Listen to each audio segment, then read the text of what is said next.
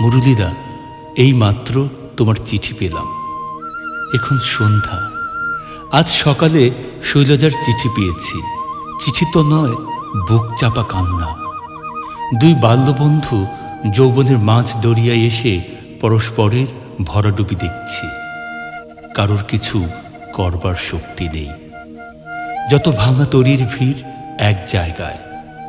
আমার সম্বন্ধে আমার চেয়ে তুমি বেশি চিন্তিত, কাজে আমার কোনো চিন্তা নেই।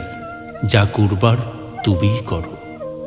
বসে শুয়ে লিখবার কসরত করি, আর ভাবি কুল কিনারা নেই সেই ভাবার। আমার জ্বর আসে কিস্তিবন্দি হারে।